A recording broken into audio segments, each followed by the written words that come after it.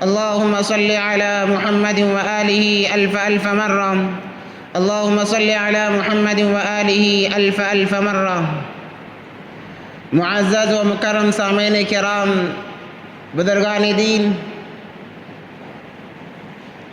اللہ تبارک و تعالیٰ کا بڑا فضل کہ اللہ تبارک و تعالیٰ نے ہمیں اور آپ کو ایمان جیسی عظیم الشان دولت سے نوازا ہے۔ ایمان کا مل جانا تمام دنیا کے مل جانے سے بہتر ہے۔ ایمان کا چھن جانا تمام دنیا، اس کی تمام خوشنمائیاں کے چھن جانے سے بہتر ہے کہ ایک انسان کے پاس ایمان تھا مگر اس کا ایمان چھن گیا، گویا ساری دنیا، ساری کائنات اس سے چھن گئی۔ مال و دولت کا نقصان چھوٹی چیز ہے، جان کا نقصان چھوٹی چیز ہے ایمان کے مقابلے میں۔ اسی لیے ایمان پر جان تک نچھاور کرنے کا حکم دیا گیا ہے۔ ایمان پر اپنی جان بھی نچھاور کر دو، ایسی یہ عظیم الشان دولت ہے۔ اللہ تبارک و تعالیٰ نے یہ جو دین ہمیں دیا ہے بہت ہی بہترین دین ہے، اور یہ دین ہمیں کامیابی کے لیے دیا ہے۔ کیا ہے میرے بندو، میں تمہیں اپنا دین دے رہا ہوں، اس دین کے ذریعے سے تم کامیاب ہو جاؤ، منزل مقصود تک پہنچ جاؤ۔ دینداری کو ہم معمولی سمجھتے ہیں، حالانکہ یہ معمولی چیز نہیں ہے۔ خصوصاً مسلمان ایمان والے کے لیے معمولی چیز نہیں ہے۔ دینداری بڑی اہمیت کی یہ چیز ہے، بڑی مایہ ناز یہ چیز ہے، اس کی حفاظت کرنا ہم تمام پر ضروری ہے۔ اللہ تبارک و تعالیٰ نے اس دین کو قربانیوں کے ساتھ جوڑا ہے۔ اصل بات اگر بتانا ہو تو یہ ہے کہ اللہ نے اس دین کو قربانیوں کے ساتھ جوڑا ہے۔ جب تک مسلمان قربانی پر رہے گا دین زندہ رہے گا۔ قربانی سے مراد کیا ہے؟ کسی جانور کو خرید کر قربان کر دینا، کیا یہ مراد ہے؟ قربانی سے مراد ہر وہ چیز ہے جو اللہ کے حکم کے خلاف ہو۔ جو چیز اللہ کو ناپسند ہے ان تمام چیزوں کا چھوڑنا یہ قربانی کہلاتا ہے۔ ان تمام چیزوں سے اپنے آپ کو بچانا، جن چیزوں سے اللہ تبارک و تعالیٰ نے روکا ہے، نبی پاک صلی اللہ علیہ وسلم نے جن چیزوں سے روکا ہے، ان سے رک جانے کا نام قربانی ہے۔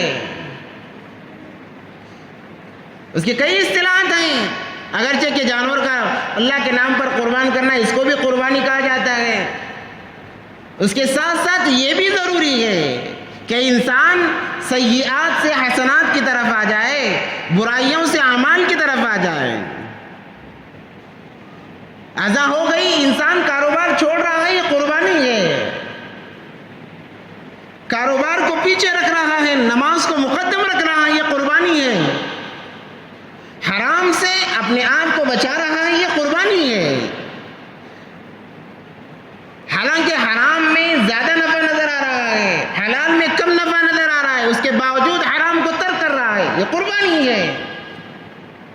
اللہ بھی انسان سے قربانی چاہتے ہیں تاکہ اس انسان کو کامیاب کریں۔ اسی لیے اللہ تبارک و تعالیٰ نے جو مہینوں کا نظام بنایا ہے وہ قربانیوں پر مشتمل ہے۔ جیسے انگریزی کے اعتبار سے 12 مہینے ہیں، اسلامی اعتبار سے بھی 12 مہینے ہیں۔ ان عدت الشہور عند اللہ 12 شہرا فی کتاب اللہ خلق السماوات والارض منها 4 حرم، کہ اللہ تبارک و تعالیٰ نے 12 مہینوں میں 4 مہینے حرمت والے مہینے قرار دیے ہیں۔ حرمت سے مراد کیا ہے؟ کہا کہ ان 4 مہینوں کا احترام کرو۔ جو بندہ ان 4 مہینوں کا احترام کرتا ہے، ویسے ہر دن کا احترام کرنا ہے، خصوصیات کے ساتھ میں اللہ نے کہا ان 4 مہینوں کا احترام کرو۔ جو ان مہینوں کا احترام کرتا ہے اللہ اس کا احترام کرتے ہیں.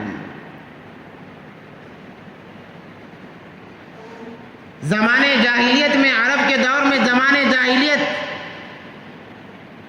جو لوگ ایمان سے بے خبر تھے، اعمال سے بے خبر تھے، مکہ کے مشرکین ایمان سے کوسوں دور، اعمال سے کوسوں دور، مگر جب یہ مہینے آتے کہتے کہ اب لڑنا جھگڑنا نہیں ہے. حالانکہ ان کے اندر یہ رواج تھا کہ کسی بات پر لڑائی شروع ہوتی خاندان نسلوں نسلوں تک وہ لڑائی چلتی. باپ مرتا بیٹے کو وصیت کرتا کہ فلاں کے اونٹ نے میرے اونٹ سے پہلے پانی پی لیا ہے، میری اس کی لڑائی ہے، اس لڑائی کو تو قائم رکھنا ہے. بیٹا جب بڑا ہو کر لڑتا لڑتا وہ جب مرتا اپنی اولاد کو وصیت کر کے مرتا. یہ رواج تھا. مگر جب یہ 4 حرمت والے مہینے آتے، ذی قعدہ، ذی الحجہ، محرم، رجب، جب یہ مہینے آتے کہتے کہ اب قتال نہیں کرنا. یہ حرمت والے مہینے اللہ کے سامنے ان مہینوں کا زیادہ احترام ہے. زمانے جاہلیت کے اندر رواج تھا. حتی الامکان یہ کوشش کرتے کہ ہم سے گناہ سرزد نہ ہو. بڑی عجیب بات سامنے آتی ہے کہ ان کے اندر تو ایمان نہیں تھا مگر پھر بھی احترام کرتے.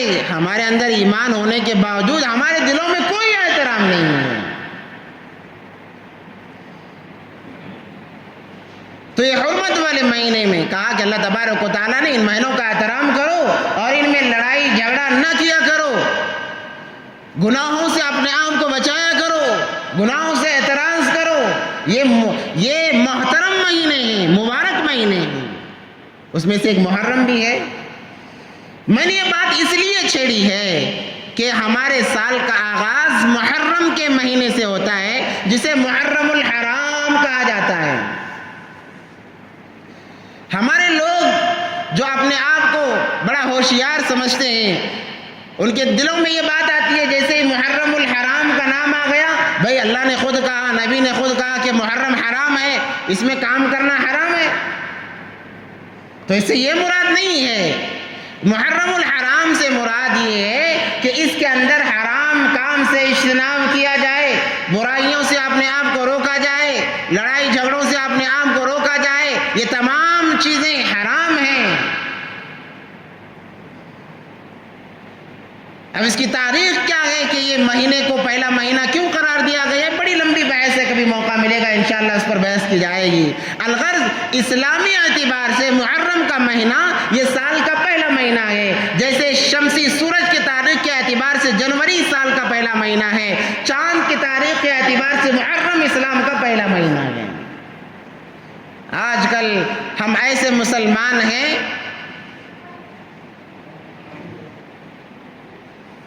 کہ ہمیں اسلامی مہینوں کے نام تک پتہ نہیں ہے. ہم یہ سمجھتے ہیں کہ بھئی جنوری آ گیا نیا سال شروع ہو گیا، بس اتنا ہی معلوم ہے. حالانکہ قرآن و حدیث میں بہت ساری ایسی عبادتیں ہیں جو اسلامی تاریخ سے مواظبت رکھتی ہیں، ان کا تعلق ہوتا ہے. انگریزی تاریخ کا تعلق عبادات سے نہیں ہے، عبادات سے بہت کم ہے. اسلامی تاریخ کا تعلق عبادات سے بہت زیادہ ہے. اسلامی تاریخ کا تعلق عبادات سے بہت زیادہ ہے. اس کے باوجود بھی مسلمانوں کو ان چیزوں کی خبر نہیں ہے کہ اسلامی مہینے کون کون سے ہیں. ہاں البتہ جو مخصوص مہینے ہیں ان مہینوں کو یاد کر لیا اپنی غرض کے لیے، کہ محرم کو یاد کر لیا، ربیع الاول کو یاد کر لیا، محرم کو پنجوں کے لیے یاد کر لیا، ربیع الاول کو جشن کے لیے یاد کر لیا، رجب کو کنڈوں کے لیے یاد کر لیا، رمضان کو کمانے کے لیے یاد کر لیا. یہ مخصوص مہینے ہمیں یاد ہیں، اس کے علاوہ کوئی مہینہ یاد نہیں ہے. اور مہینوں کو یاد بھی رکھا تو اپنی غرض کے لیے یاد رکھا ہے، دین سے اس کا کوئی تعلق نہیں ہے. تو میں کہہ رہا تھا کہ اللہ تبارک و تعالی نے سال کا آخر بھی قربانی پر ختم کیا. ذی الحجہ جسے ہم کہتے ہیں، ابھی ہمارے سامنے بقرعید گزری ذی الحجہ کے مہینے کے اندر، اس کے اندر ایک عظیم الشان قربانی کا تذکرہ کیا گیا، حضرت ابراہیم علیہ السلام کا تذکرہ، کہ انہوں نے دین کے لیے، اللہ کی رضا کے لیے، اللہ کی خوشنودی کے لیے اپنی اکلوتی اولاد تک کے لیے قربان کرنے کے لیے آگے بڑھتے رہے۔ ایسی قربانی شاید کوئی پیش کر سکتا ہے، شاید ہی کوئی ایسی قربانی دے سکتا ہے جیسے ابراہیم علیہ السلام نے دی ہے۔ آج ہم سے وقت کی قربانی ادا نہیں ہوتی کہ بھائی اذان ہو رہی ہے تھوڑی دیر کی قربانی کر لو، جاؤ نماز پڑھ لو، ہم سے یہ بات گوار نہیں ہوتی۔ اور وہاں پر اولاد جو بھی 80 سال کے بعد میں اولاد ہو رہی ہے، اس اولاد کو اللہ کے نام پر خواب کے ذریعے سے اشارہ ہوا، فرشتے نے آ کر نہیں کہا کہ اپنے بیٹے کو قربان کرو، خواب کے اندر اشارتاً کہا گیا کہ اللہ تم سے قربانی چاہتا ہے، اور متعین بھی نہیں کی گئی۔ اس کے باوجود بھی وہ نبی تھے، وہ خلیل اللہ بننے والے تھے، انہوں نے منشا کو سمجھا اور اپنے بیٹے کی قربانی کرنے کے لیے انہوں نے سفر شروع کر دیا۔ تو ذی الحجہ کا جو مہینہ تھا وہ قربانی پر مشتمل تھا، کہ قربانی دلا کر اللہ نے احساس دلایا کہ اے میرے بندو، مجھ پر تمام چیزیں قربان کر دو، میں تمام کائنات کو تم پر قربان کر دوں گا۔ اور اللہ کی ذات ہے ہی ایسی، اس پر جتنا قربان کرو گے وہ تم پر اتنا قربان ہوتا چلا جائے گا۔ بڑی عجیب ذات ہے اللہ تبارک و تعالیٰ کی، ہم نے سمجھا نہیں ہے، ذرا اس کا چسکا تو لگ جائے، انسان زندگی کا مزہ بھول جائے گا، عیش و عشرت چھوڑ دے گا۔ اللہ کے نام کے اندر ایسی محبت ہے، ایسی لذت ہے کہ ایک ذرا سا چسکا لگ جائے انسان دنیا سے بے خبر ہو جائے گا۔ اس لیے اللہ کے نام کا چسکا ہر کسی کو نہیں لگتا، جنہیں لگتا ہے وہ دنیا سے بے خبر ہیں،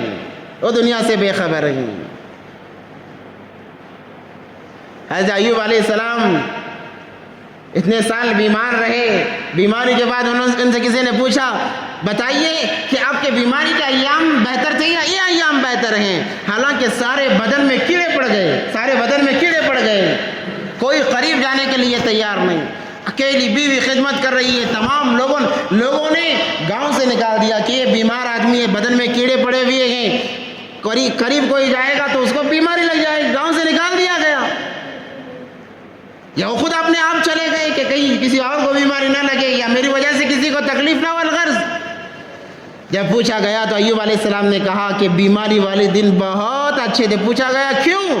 کہ روزانہ اللہ پوچھتے ایوب کیسے ہو؟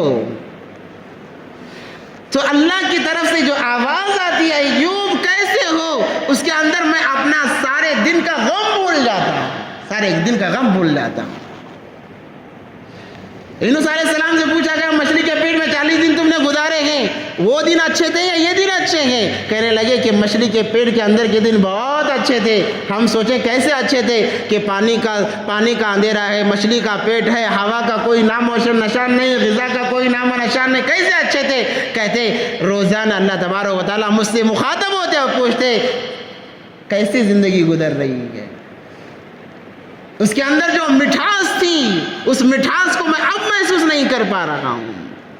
تو اللہ کی محبت کا ذائقہ جسے لگتا ہے وہ دنیا سے بے خبر ہو جاتا ہے، اسے بس اللہ ہی اللہ نظر آتا ہے، دنیا کی کوئی چیز اس کے دل کو جیت نہیں سکتی۔ تو سال کا اختتام یہ اللہ نے قربانی کے ذریعے سے کیا کہ دیکھو مجھ پر تمام چیزوں کو قربان کر دو، میں تم پر تمام چیزوں کو قربان کر دوں گا۔ جب یہ چیزیں سامنے آتی ہیں تو وہ حدیث سامنے آتی ہے، اللہ کہتے ہیں میرے بندے میرے نام پر ایک دے میں تجھے 10 دوں گا، میرے نام پر ایک دے میں تجھے 10 لوٹاؤں گا۔ یقین نہیں آتا تو دیکھ کر دیکھو، وہ شعر مجھے ہمیشہ یاد آتا ہے، عشق لیلا کر کے دیکھا عشق مولا کر کے دیکھ، عشق لیلا کر کے دیکھا عشق مولا کر کے دیکھ، ارے یہ بھی تماشا کر کے دیکھا وہ بھی تماشا کر کے دیکھ لے۔ تمام چیزوں کو تو اپنا کر دیکھ لیا ہے، کبھی اللہ کو تو اپنا کے دیکھو۔ بیوی بچوں کو اپنایا دھوکہ ملا، رشتہ داروں کو اپنایا دھوکہ ملا, دنیا سے دل لگایا دھوکہ ملا. ارے کبھی اللہ سے تو دل لگا کر دیکھو, اللہ ساری کائنات کو تمہارے قدموں میں ڈال دیں گے, ساری کائنات کو قدموں میں ڈال دیں گے. مگر ہم ہیں کہ دنیا کے اندر مست ہماری زندگی گزر رہی ہے, اللہ کون ہے خبر ہی نہیں ہے, اور پہچاننے جاننے کی ہم نے ضرورت بھی محسوس نہیں کی کہ اللہ چلو جان تو لیتے ہیں کون ہے جس نے تمام چیزیں بغیر مانگے ہمیں عطا کی ہے. کبھی دل میں خیال آیا اس اللہ کی صفات کو تو پہچان کر دیکھیں, اللہ کون ہے جان کر کے دیکھیں, خیال آیا. اللہ اکبر, عجیب انسان ہے. تو اللہ نے سال کے اختتام قربانی پر کہا کہ دیکھو میرے لیے تمام چیزیں قربان کر دو. اور جیسے ہی نیا سال شروع ہوا اللہ نے اس مہینے میں بھی قربانی رکھی کہ سال کا اختتام بھی قربانی پر ہے اور ابتدا بھی قربانی پر ہے. وہاں خلیل قربانی دے رہا ہے, یہاں نبی کا نور نظر حضرت حسین قربانی دے رہے ہیں.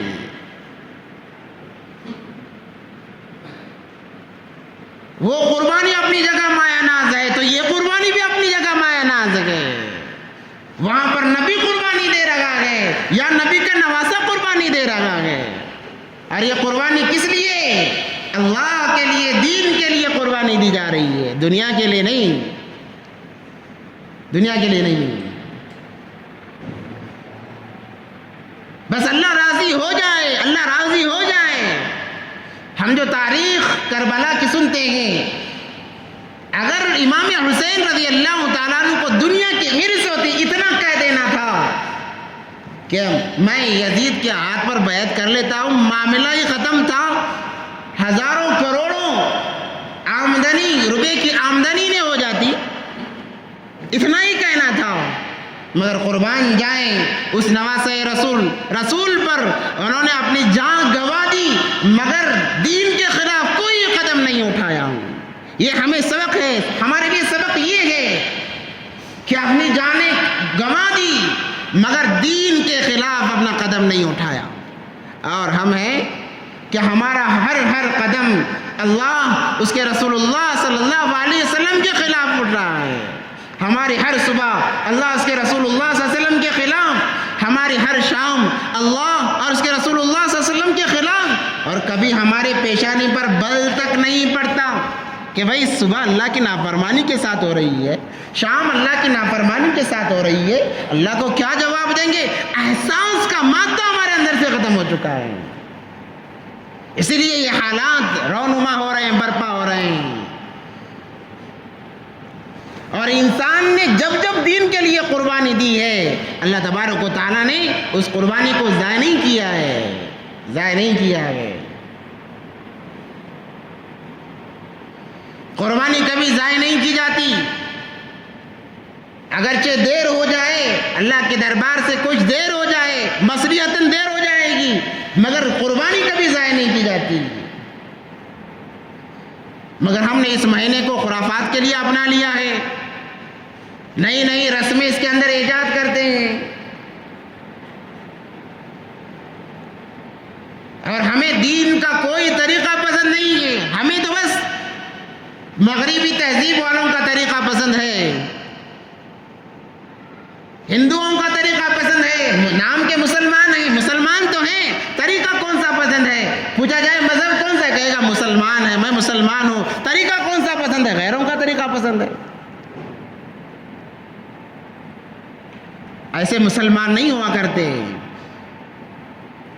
مسلمان حقیقی معنوں میں وہ ہے کہ ان کا ہر طریقہ, ہر طور طریقہ اسلامی اعتبار سے ہو, وہ حقیقی معنوں میں مسلمان ہیں.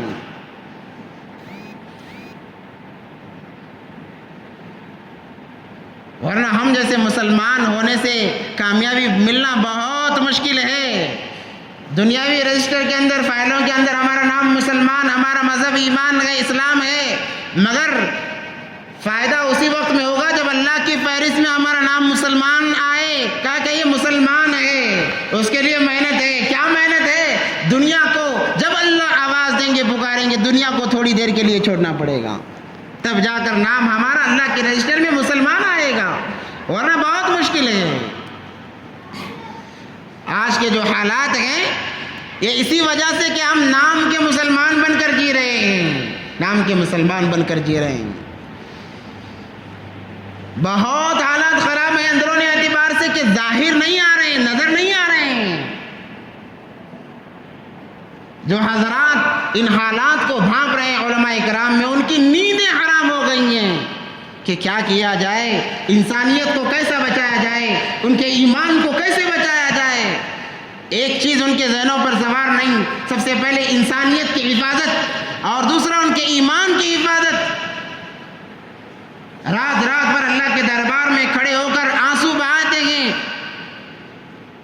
وہ ہمارے طرح سے آرام سے رات نہیں گزارتے، ان کی راتیں بستروں سے الگ تنہائی میں رو رو کر گزرتی ہیں کہ اس امت کے مسلمانوں کا ایمان کیسے باقی رہے، ان کے زندگی میں دین کیسے باقی رہے۔ اسی وجہ سے تو کم سے کم دنیا کا نظام چل رہا ہے۔ دنیا میں بیک وقت 500 ولی، 40 ابدال، 4 قطب یہ موجود ہیں، ان کی دعاؤں کی برکت سے دنیا کا نظام چلتا ہے، یاد رہے۔ یہ دنیا کے نظام کو چلانے کے لیے یہ اللہ کے دربار میں آنسو بہاتے ہیں، اللہ ان کے بدولت نظام کو چلاتے ہیں۔ ہماری جیسے ان کی راتیں نہیں ہوتی، ان کی راتیں تو ہمیشہ رو رو کر گزرتی ہیں۔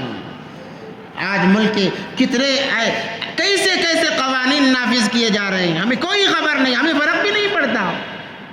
اب ایک نیا قانون پاس ہونے کے در پر ہے کہ بچے 2 ہی اچھے، بچے 2 ہی اچھے، 2 سے زیادہ نہیں۔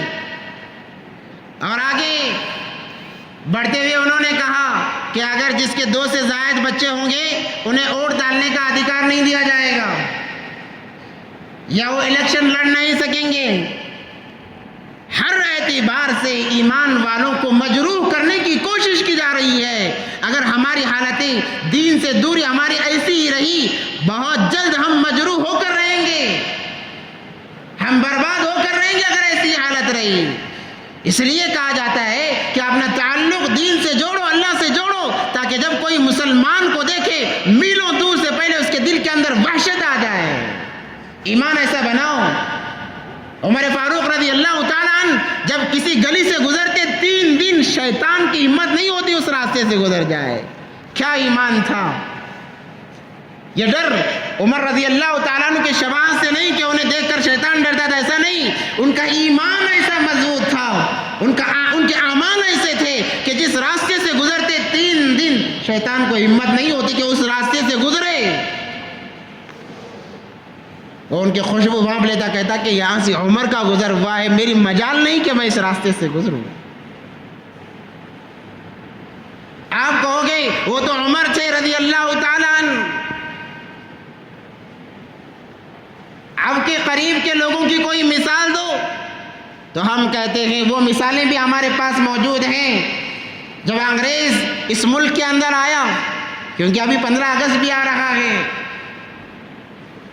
تو یہ چیزیں بھی میں اپنے موضوع کے اندر شامل کر رہا ہوں تاکہ ہمارے ذہنوں میں یہ بھی باتیں رہیں۔ اپنے باقی بات کی طرف میں آؤں گا کہ جب انگریز اس ملک کے اندر آیا 1601 عیسوی کے اندر، 1600 عیسوی کے اندر انگریز کا پہلا قافلہ اس ملک ہندوستان کے اندر آیا، تجارت کے بہانے سے ممبئی کے ساحلی علاقے پر آیا، اور وہاں سے اس نے تجارت شروع کی۔ 1601 عیسوی سے لے کر 1701 عیسوی تک وہ اپنی تجارت کئی ریاستوں میں پھیلا چکا تھا، اور اس نے اس ملک کی نوعیت کو جان لیا۔ اس کے بعد میں 1701 عیسوی سے لے کر 1740 عیسوی تک، یعنی تقریباً 40 یا 50 سال کے اندر اس نے ہندوستان کے اندر ہندوستان کے ریاستوں پر قبضہ کرنا شروع کیا اندرونی اعتبار سے۔ 40-50 سال کے اندر وہ بڑے بڑے مشہور اس ملک کے 4 ریاستوں کا گورنر بن چکا تھا۔ جب انسان کے سامنے ایک مقصد ہوتا ہے تو اسے کوئی دوسری چیز نظر نہیں آتی، وہ اپنے بس مقصد کی طرف توجہ دیتا ہے کہ میرا مقصد کیا ہے۔ انگریز کا مقصد تھا اس ملک کو سونے کی چڑیا کہا جاتا تو وہ اس ملک کا گورنر حاکم بننا چاہتا تھا، اس کو اپنے قبضے میں لینا چاہتا تھا۔ اس کا مقصد تجارت نہیں تھا، آیا وہ تجارت کے بہانے سے، مگر آ کر اس ملک پر قابض بن کر بیٹھ گیا۔ کئی لوگ گزر گئے مگر مقصد سے وہ اپنے آپ کو پیچھے نہیں ہٹائے۔ ارے ان کے طور طریقے تو بہت اپنا لیے، ان کے عزم و ارادوں کو اپنا کو دیکھو، اللہ تبارک و تعالیٰ تمہیں زمین سے آسمان تک پہنچا دیں گے۔ ہے وہ غیر، ہے وہ خود پرست، من پرست، مگر ان کے حوصلے اتنے اعلیٰ ہیں، وہ کبھی اپنے حوصلوں میں ناکام نہیں ہوتے۔ اللہ تبارک و تعالیٰ ان کے حوصلوں کی لاج رکھ لیتے ہیں۔ جب انسان کوئی حوصلہ کر لیتا ہے، ارادہ کر لیتا ہے اور اس کو انجام دینے کے لیے جی توڑ محنت کرتا ہے، اللہ اس کی محنت کو ضائع نہیں کرتے، اگرچہ وہ غیر ہی کیوں نہ ہو، کافر ہی کیوں نہ ہو، پھر بھی ہم مسلمان ہیں۔ آج تک ہم میں سے کسی نے اپنا مقصد نہیں بنایا کہ مجھے اس کام تک، اس مقام تک پہنچنا ہے، کہ مجھے اللہ کی رضامندی حاصل کر کے رہنا ہے، نبی کی سنت، تمام سنتوں کو زندہ کر کے رہنا ہے۔ آج تک کسی مسلمان نے اللہ ماشاءاللہ مقصد نہیں بنایا ہے، جس کے لیے ہماری زندگی کا کوئی مقصد نہیں ہے۔ جی رہے ہیں، کیوں جی رہے ہیں؟ کھانے کے لیے۔ کیوں کھا رہے ہیں؟ جینے کے لیے۔ کیوں جی رہے ہیں؟ مرنے کے لیے۔ اتنا ہی معاملہ ہے۔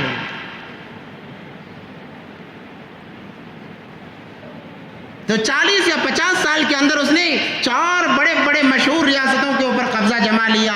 جب اس نے دیکھا کہ اتنا کافی نہیں ہے، وہ اور آگے بڑھتا گیا یہاں تک کہ جب اس کی بھنک لگی، سراج الدولہ کو، جو بادشاہ تھا اس ہندوستان کا، اس نے آواز اٹھائی، اس کا ساتھ نہیں دیا گیا، اسے شکست ملی، یہاں تک کہ اس کے 3 بیٹوں کی گردنیں کاٹ کر سامنے پیش کر دیا گیا۔ اس کے بعد یہ کرے دیگر شاہ محدث دہلوی رحمۃ اللہ علیہ آئے۔ آج یہ جو کہتے ہیں نا کہ بھائی ملک ہم نے آزاد کیا، ہم نے آزاد کرایا ہے، انہوں نے خاک بھی آزاد نہیں کرایا ہے۔ 100 سال تک اس ملک کی آزادی کے لیے صرف مسلمان لڑا ہے، یہ بات ڈنکے کی چوٹ سے کہی جا سکتی ہے۔ انڈیا گیٹ جو ہے اس پر جا کر آپ نام دیکھو، شروع سے آخر تک اس ملک کو آزاد کرانے کے لیے صرف مسلمانوں کے نام نظر آئیں گے۔ عجیب اتفاق ہے کہ حکومت ایسے لوگوں کے ہاتھوں میں ہے جو ہر چیز کو بس مٹاتی چلی جا رہی ہے۔ 100 سال یا اس سے زائد عرصہ اس ملک کو آزادی دلانے کے لیے صرف مسلمان، اور وہ بھی علماء کرام نے اپنی جانیں قربان کی ہیں۔ آج ہم میں سے بہت سارے ایسے ہیں جو علماء کرام کو حقارت کی نظر سے دیکھتے ہیں کہ بھئی وہ عالم ہے، کیا عالم؟ ارے شکر مانو، اگر انہوں نے اپنی جان کی قربانی نہ دی ہوتی، تم اپنے سر پر ٹوپی تک نہیں رکھ سکتے تھے۔ اگر انہوں نے اپنی جان کی قربانی نہ دی ہوتی، تمہارے پیدا ہوتے ہی تمہارے کانوں میں اذان دینے والے کوئی نہ ہوتے، تمہارے ماں باپ جب مر جاتے ہیں نماز پڑھانے کے لیے کوئی نہ ہوتے۔ یہ ان کا کرم ہے کہ انہوں نے اپنی جان کی قربانی تمہارے لیے لگا دی۔ آج علماؤں کو بری نظر سے دیکھا جاتا ہے، ان کے بارے میں حسد کیا جاتا ہے۔ اللہ ہم تمام کی حفاظت فرمائیں۔ تو الغرض سراج الدولہ شاہ محدث دہلوی رحمۃ اللہ علیہ، ان کے بیٹے اسماعیل شاہ شہید رحمۃ اللہ علیہ، ریشمی رومال، شاملی کے میدان میں جو لڑائیاں ہوئی، یہ علماء کرام نے لڑائیاں لڑی ہیں۔ اسی لیے ایک شاعر کہتا ہے، غلط الزام ہے ہم پر کہ وفاداری ہم نہیں کرتے، غلط الزام ہے ہم پر کہ وفاداری ہم نہیں کرتے، محبت بانٹتے ہیں ہم، اداکاری ہم نہیں کرتے، جب بھی اس ملک کو خون کی ضرورت پڑتی ہے ہم اپنی جان لٹا دیتے ہیں، ہم غداری نہیں کرتے۔ ارے غدار تو تم ہو کہ ہمیں غدار شمار کر رہے ہو۔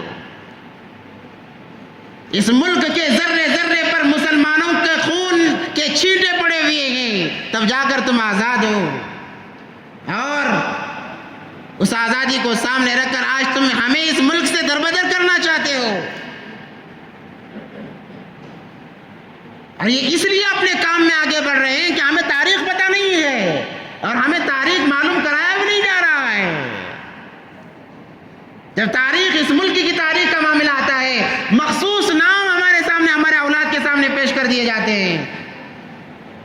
گاندھی جی ہے, جواہر لال نہرو ہے, ڈاکٹر امبیڈکر ہے, فلاں ہے فلاں ہے فلاں ہے. بس اکا دکا مولانا عبدالکلام آزاد کا نام آتا ہے, وہ باللہ ماشاء اللہ ہماری اولاد یہ سمجھتی ہے کہ وہ بھی ہندو تھے, نعوذ باللہ من ذالک.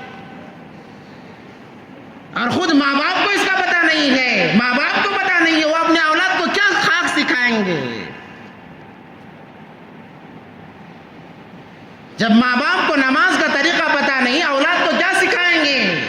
جب ماں باپ کو غسل کا طریقہ پتہ نہیں اولاد کو کیا سکھائیں گے.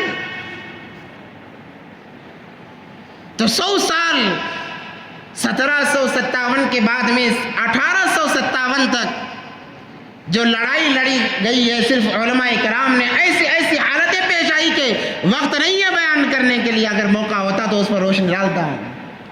الغرض اتنا ضرور ان کے انگریز کے ایک ماہر نے لکھا ہے اپنی کتاب میں کہ میں دہلی میں ایک جگہ میرا خیمہ لگایا گیا تھا, میں آرام کرنے کے لیے وہاں پر لیٹا تو میں نے گوشت کی بو محسوس کی, گویا یوں محسوس ہو رہا تھا کہ گوشت کو بھنا جا رہا ہے. تو میں باہر آ کر خیمے سے دیکھا تو میں نے دیکھا کہ 40 بڑے بڑے علماء کرام کو باندھا گیا ہے اور انہیں زندہ آگ لگا دی گئی ہے, زندہ انہیں جلایا گیا ہے, جس کی خوشبو پورے ایریا کے اندر پھیل رہی ہے. وہ خود اپنی کتاب میں لکھ رہا ہے, وہ کہتا ہے ٹامس جس کا نام, وہ کہتا ہے میں دیکھ رہا تھا کہ تھوڑی دیر میں ان علماؤں کو جلا کر خاک کر دیا, پھر 40 علماؤں کو لایا گیا. یہ علماء کو کیوں جلایا گیا کہ انہوں نے انگریز کے خلاف فتویٰ دیا تھا کہ ان سے لڑائی کرنا فرض ہے, اپنے آپ کو آزادی دلانے کے لیے لڑو. انہوں نے فتویٰ جاری کیا جس کے بدولت انہیں یوں قتل کیا جا رہا ہے, یوں شہید کیا جا رہا ہے. اور وہ آگے چل کر لکھتا ہے, اور اس بات پر مجھے بہت زیادہ افسوس تھا, وہ اپنی کتاب میں لکھ رہا ہے حالانکہ ایمان والا نہیں تھا. علماء کرام کو توپ کے سامنے گولا جس میں ڈال کر توپ داغتے ہیں, وہ باندھ دیا جاتا سامنے, علماء کرام کو باندھ دیا جاتا اور داغ دیا جاتا, دیکھتے ہی دیکھتے انسان کے چھیدڑے اڑ جاتے. اس ملک کو آزاد کرانے کے لیے اتنی تمام چیزیں سرزد ہوئی ہیں, اور آج کہا جاتا ہے کہ تم اس ملک کے حقدار نہیں ہو. حقدار تو ہم ہیں, تم حصے دار بننے آ گئے ہو. حقدار تو اس ملک کے ہم ہیں, تم حصے دار بننے آ گئے ہو. ہم دیں گے تب لینا پڑے گا, حق جتانے کی کوئی ضرورت نہیں ہے. تو الغرض مجھے بتانا یہ مقصود تھا, وقت بالکل ختم ہوتا جا رہا ہے, کہ ایمان کی بدولت اللہ رعب ڈالتے ہیں, خوف سامنے والے کے دل میں ڈالتے ہیں.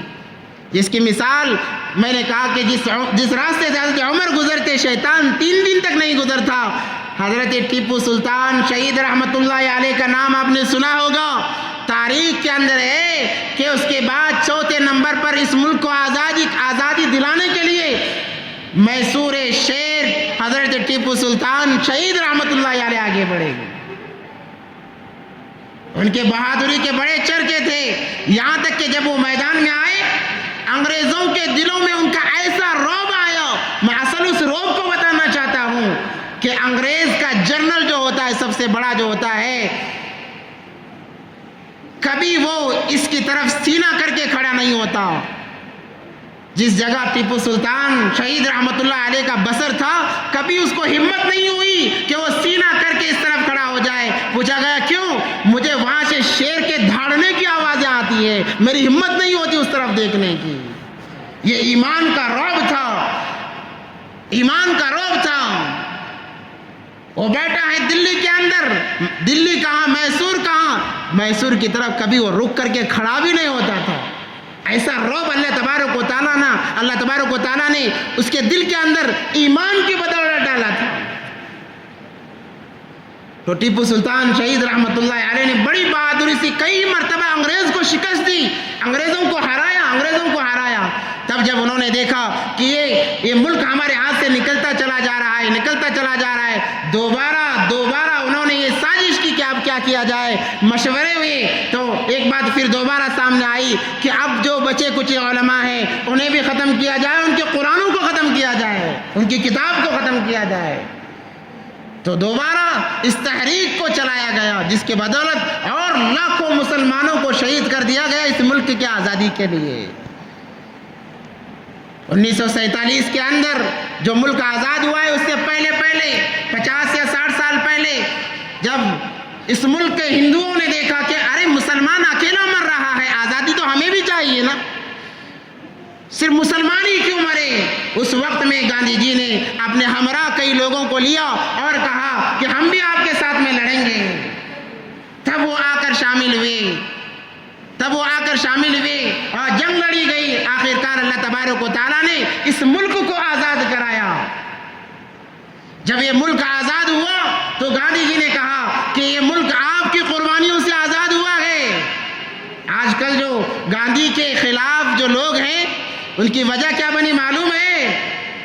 جب یہ ملک آزاد ہوا اس وقت میں گاندھی نے کہا، علل اعلان اس نے یہ دعویٰ کیا، اگر زندگی کی کامیابی چاہتے ہو تو ابو بکر کی خلافت کو اپنایا جائے، ابو بکر کی سیرت کو اپنایا جائے، جس کی وجہ سے ان کے پیٹ میں انگارے ابل پڑے۔ آج بھی ان کے نفرت کرنے والے لوگ موجود ہیں۔ تو الغرض گاندھی نے کہا کہ آپ لوگوں کی قربانی کی وجہ سے یہ ملک آزاد ہوا ہے تو آپ کا نام آگے رہنا چاہیے، حکومت آپ کے ہاتھوں میں ہونی چاہیے، اور آپ اگر حکومت چلاؤ گے صدیق اکبر رضی اللہ تعالیٰ عنہ کی حکومت چلاؤ گے۔ مگر قربان جائیں ان علماء پر، انہوں نے کہا ہم نے اس ملک کے لیے جو جانیں قربان کی ہیں نام کمانے کے لیے نہیں، تاکہ اس ملک کے اندر رہنے والا ہر انسان چاہے ہندو ہو، عیسائی ہو، بدھسٹ ہو، جو بھی ہو، وہ آزادی سے زندگی گزار سکے۔ ہمیں نام کمانا مقصود نہیں ہے۔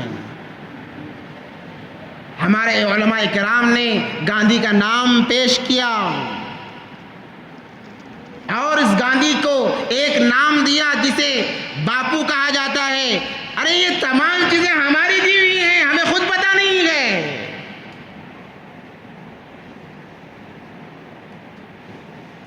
جب ان کے ہاتھوں میں اقتدار آیا تو انہوں نے روز اول ہی سے مسلمانوں کے خلاف سازشیں رچنا شروع کر دی۔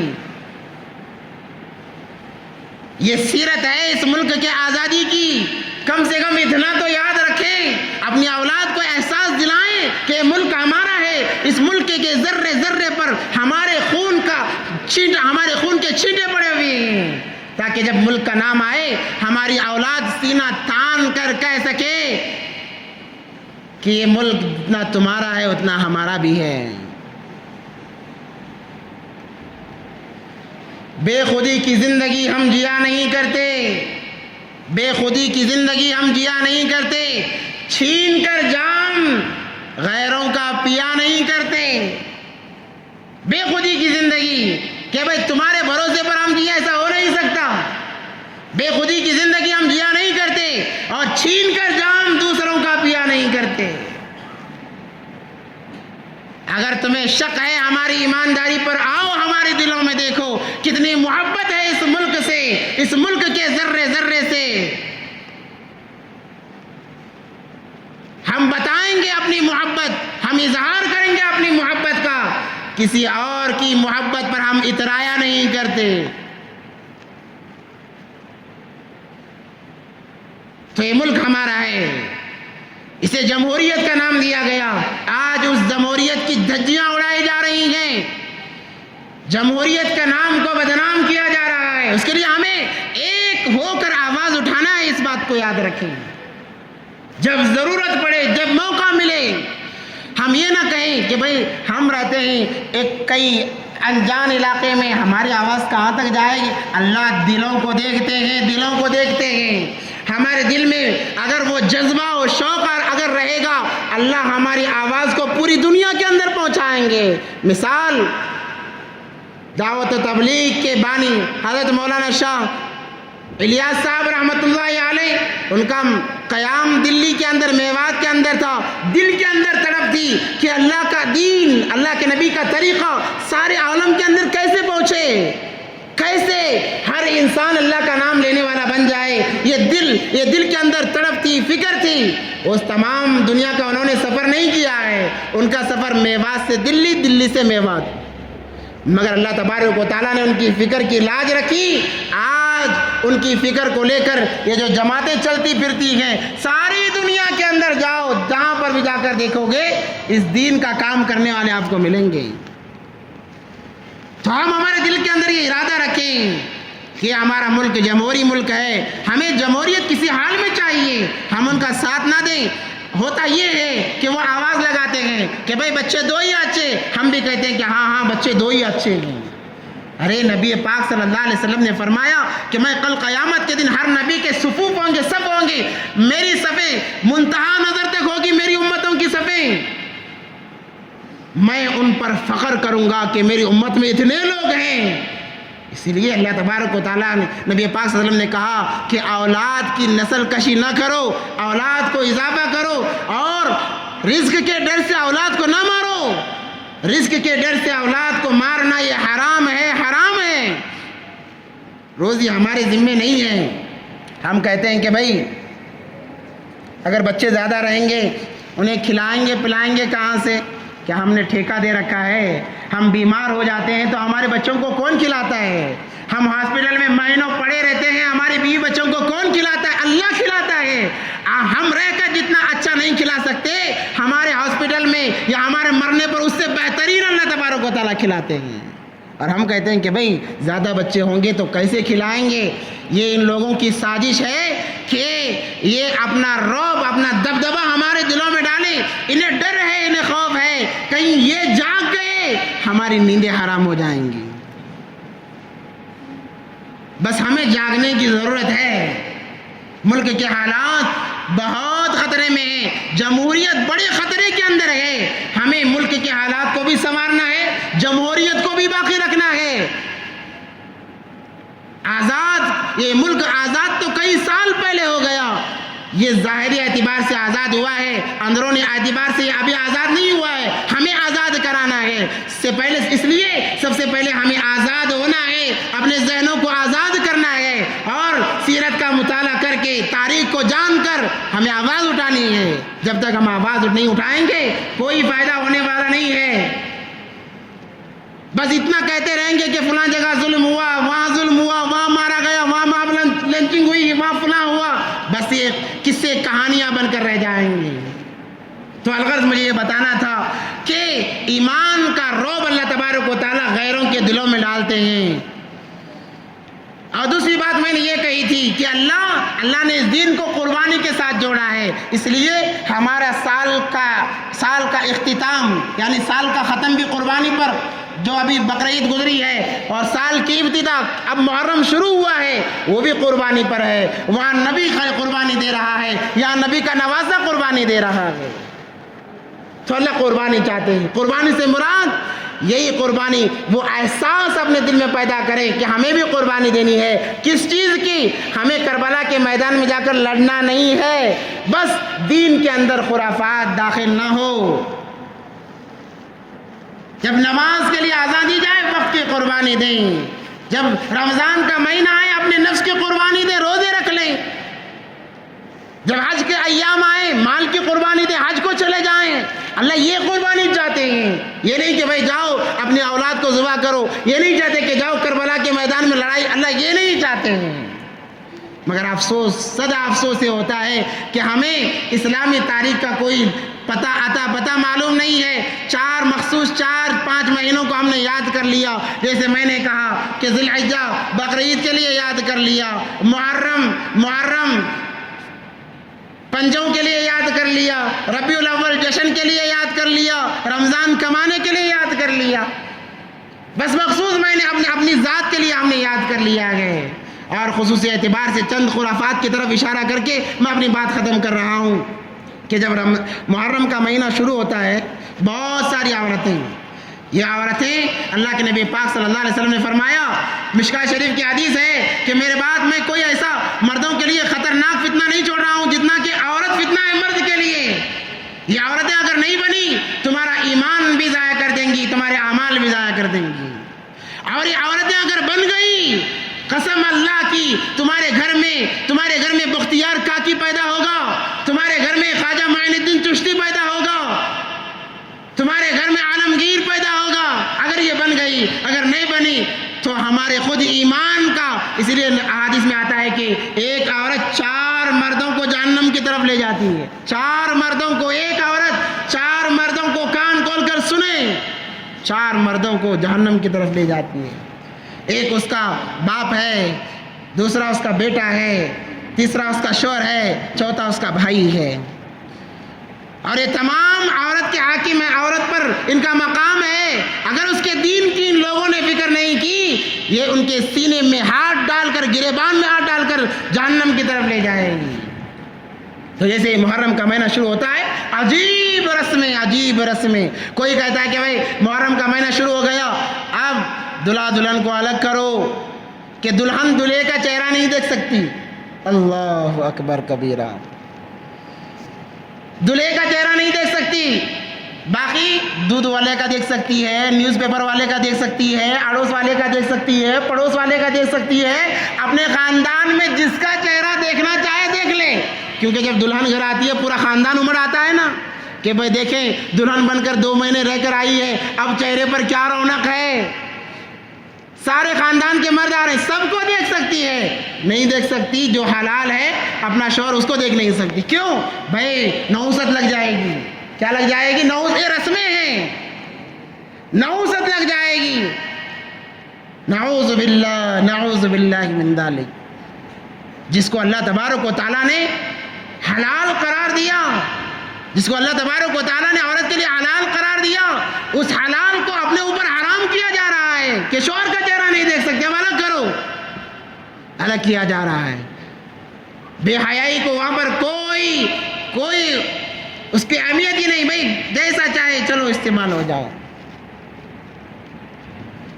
نبی پاک صلی اللہ علیہ وسلم نے فرمایا جو انسان میاں بیوی کو الگ کرنے کے لیے ایک لفظ استعمال کرتا ہے، قسم اللہ کی اللہ تبارک و تعالیٰ اس کے جبڑے میں ہاتھ ڈال کر اسے جہنم کے اندر ڈالیں گے. اور ایک حدیث ہے جو میں نے شروع میں پڑھی، من دعا الی ضلالۃ فکان علیہ اثم. جو کوئی انسان ایک گمراہی کو، ایک رسم کو ایجاد کرتا ہے اور اسے دیکھ کر دوسرا اپناتا ہے، تیسرا اپناتا ہے، یہ سلسلہ چلتا رہتا ہے، فکان علیہ اسم. نبی پاک صلی اللہ علیہ وسلم نے فرمایا جتنا ایجاد کرنے والے کو گناہ ہوتا ہے، اس کے بعد جتنے کرتے رہیں گے، یعنی جو کرنے والے کو گناہ ہوتا ہے، ایجاد کرنے والے کو بھی اتنا ہی گناہ ہوتا ہے. میں نے مثال دی گزشتہ جمعے کہ قابیل نے حابیل کو قتل کیا، رہتی دنیا تک جتنے ناحق قتل ہوں گے قابیل کو گناہ ملتا رہے گا. من دعا الی ضلالۃ فکان علیہ اثم مثل آثام من تبعهم لا ينقص ذلك من آثامهم شيئا. کرنے والے کرتے جا رہے ہیں، ہم نے بس ماچس سلگا دی، بس آگ لگ رہی ہے، نقصان جتنا ہوگا برابر کا مجھے ملتا رہے گا. میں نے ایجاد کی ہے نا تو برابر کا ملتا رہے گا. یہ خرافات ہیں. اللہ بچائے، اللہ بچائے. جب یوم عاشورہ کا دن آتا ہے، یوم عاشورہ کا دن بہت مبارک دن ہے. ان دنوں میں لڑائی جھگڑا، میں نے جیسے شروع میں بتایا کہ لڑائی جھگڑے سے مشرکین مکہ پرہیز کیا کرتے تھے، مگر آج کا مسلمان پرہیز نہیں کر رہا ہے. حرام خوری سے، حرام کام سے مشرکین مکہ اپنے آپ کو بچاتے، آج کا مسلمان نہیں بچا رہا ہے. یوم عاشورہ کے دن جو بہت بڑی خرافات ہوتی ہیں، یہ ہوتی ہیں. اس دن تو روزہ رکھنا چاہیے، روزہ رکھنا چاہیے. رمضان کے بعد اگر روزے کا مقام، کسی روزے کا مقام ہے، محرم کے 10 تاریخ کا ہے، 2 روزے رکھنے ہیں. ایک یا تو 9 اور 10 کو رکھو یا 10 یا 11 کو رکھو، 2 روزے رکھنے ہیں. رمضان کے روزوں کے بعد اگر کسی کا مقام ہے، روزے جب تک فرض نہیں ہوئے، نبی پاک صلی اللہ علیہ وسلم نے محرم کے روزے کو نہیں چھوڑا ہے. اتنا بڑا مقام ان ایام کا ہے، ان دنوں کا ہے، مگر اس کے اندر ایسی خرافات کی انتہا نہیں ہے کہ اس دن کیا کیا جاتا ہے. پھنجے لے کر گلی گلی گھوما جا رہا ہے، ڈی جے بجایا جا رہا ہے، نبی کے نام سے ڈی جے بج رہا ہے، نبی کے نوازوں کے نام سے ڈی جے بج رہا ہے. مجھے یہ بتائیں کہ بھائی کربلا کے میدان میں آل رسول شہید ہوئے ہیں، آل رسول کی گردنیں دھڑ سے الگ کی گئی ہیں، ہم ڈی جے کس خوشی میں منا رہے ہیں؟ ہر کوئی اپنے گریبان میں جا کر دیکھے کہ ہم ڈی جے کس خوشی میں منا رہے ہیں. اچھا چلو، بعض لوگ ڈی جے نہیں بجاتے، شربت بنا کر بیچتے ہیں، پلاتے ہیں، لوگوں کو پلاتے ہیں کہ بھئی آؤ آؤ، اس لیے کہ حسین پیاسے تھے، ہم تمہیں پانی پلا رہے ہیں. یہ کوئی بات ہوئی؟ جب ہم حسین کے عاشق ہیں، وہ پیاسے تھے تو ہم کیوں پی رہے ہیں؟ ہم کیوں پی رہے ہیں؟ ہمیں پیاسا رہنا چاہیے. بھائی خاموش کرو بچوں کو، وقت زیادہ ہو رہا ہے، میں معافی چاہتا ہوں، مگر مختصر بات بتا کر اپنی بات ختم کروں گا کہ بھائی وہ تو پیاسے تھے، ہم کیوں پانی پلا رہے ہیں، شربت پلا رہے ہیں؟ ہم ثبوت کیا دینا چاہتے ہیں؟ کیا یہ محبت کا ثبوت ہے؟ عاشق وہی ہے کہ اپنے معشوق کی نقالی کرے، عاشق وہی ہے جو اپنے معشوقہ کی نقل اتارے، وہ جیسے کھاتی ہے ویسے کھائے، وہ کیسے رہنا چاہتی ہے ویسے ہم رہیں، یہ معشوق کی علامت ہوتی ہے۔ اگر ہم امام حسین کے عاشق ہیں تو ان کی نقل اتارو، وہ تو پیاسے تھے، بھوکے تھے، کہا کہ روزہ رکھو ان کے نام پر احسان ثواب کرنے کے لیے، تم شربت کیوں پلا رہے ہو، تم ڈی جے کیوں بجا رہے ہو؟ کہتے ہیں کہ وہ غم کا دن تھا ان کے لیے، ہم خوشی منائیں گے۔ یہ کوئی محبت کی علامت ہوئی؟ کوئی محبت کی علامت ہوئی؟ اگر محبت ہوتی تو ہم ایک کونے میں بیٹھ جاتے اللہ اللہ کرتے ہوئے، اللہ تیرے نبی کے نواسے کو شہید کر دیا گیا ہے، اے اللہ ہم یہ قرآن تیرے نبی کے نام نواسے کے نام پر بخشتے ہیں، غریبوں کو کھانا کھلاتے، مسکینوں کو کھانا کھلاتے، کپڑا پہناتے، بیواؤں کی ان کی حاجتیں پوری کرتے، کام تو یہ کرنے کے تھے، مگر یہ کیا بات ہوئی کہ بھائی نواسے کے نام پر ڈی جے بج رہا ہے، نبی کے نام پر ڈی جے بجایا جا رہا ہے۔ اس کی اصل وجہ بتاؤں آپ کو کہ جب کربلا کے میدان میں، وقت نہیں ہے اس کی، صرف انشاءاللہ اگر اگلا جمعہ موقع ملا اس پر روشنی ضرور ڈالی جائے گی۔ آخری بات بتا کر اپنی بات ختم کر رہا ہوں، جب انہیں شہید کر دیا گیا اس کے بعد میں یزیدی قافلے نے امام حسین آل اولاد کے گردنوں کو دھڑ سے الگ کیا۔ شمر نے جو پیش تھا، اس لڑائی کا پیش یعنی مین پاؤنڈر تھا، اس نے گردنیں الگ کی اور اپنے نیزوں پر بڑے آگے سب سے پہلے امام حسین کی گردن لٹکائی، ان کے بعد میں ان کی اولاد کی، اس کے بعد میں ویسے ہی یہ معاملہ تقریباً 40 گردنیں نیزوں پر لٹکائی گئیں کم و بیش، اور اپنی جیت کی خوشی مناتے ہوئے وہ قافلہ کربلا کے میدان سے یزید کے دربار تک نکلا تھا۔ کربلا کے میدان سے یزید کے دربار تک نکلا تھا۔ انہوں نے اپنی خوشی کے اندر کہ ہم نے جیت حاصل کر لی ہے، وہ تھپ بجا رہے ہیں، ناچ گانا کر رہے ہیں، اور یہ قافلہ بڑے دھوم دھام سے قافلہ یہ نکلا ہے گردنوں کو لے کر۔ تو کیا ہم بھی یزیدی ہیں؟ اب یہ ہم سوچیں، خود سوچیں، کسی کی طرف میں اشارہ نہیں کرنا چاہتا، کسی کو برا کہنا بھی نہیں چاہتا، وہ قافلہ نکلا تھا یزید کے دربار میں خوشی مناتے ہوئے، نبی کے نواسے کی گردن، ان کے نواسوں اہل بیت کی گردنوں کو نیزے پر لٹکا کر خوشی مناتے ہوئے قافلہ نکلا تھا۔ اگر آج ہم اپنے ہاتھوں میں پنجے لے کر ڈی جے بجاتے ہوئے، ناچتے ہوئے، گاتے ہوئے نکلیں گے، کیا ہمارے اور ان میں کوئی فرق ہے؟ انہوں نے کر کے گناہ کیا، ہم نے نقل کر کے گناہ کیا ہے، اب ہمارے اوپر ہے چاہے ان کی نقل اتاریں یا اس ایام میں روزے رکھ کر ان کے نام سے کھانا کھلائیں۔ احادیث میں آتا ہے جو یوم عاشورہ کے دن اپنے گھر والوں پر خرچ کرتا ہے، اس بات کو سن لو، اپنے گھر والوں پر رزق میں اسعاد کرتا ہے، یعنی یوم عاشورہ کا روزہ رکھے، شام میں جتنے پھل موجود ہیں تمام خریدے، جتنے کھانے پکا سکتے ہیں تمام پکائے، خود بھی کھائے، اپنے آل اولاد کو بھی کھلائے۔ اللہ تبارک و تعالیٰ فرماتے ہیں سال بھر اس پر کبھی روزی کی تنگی نہیں آئے گی۔ اللہ سے دعا ہے کہ اللہ ہم تمام کو ان باتوں پر عمل کی توفیق عطا فرمائے۔ وآخر دعوانا الحمدللہ رب العالمین۔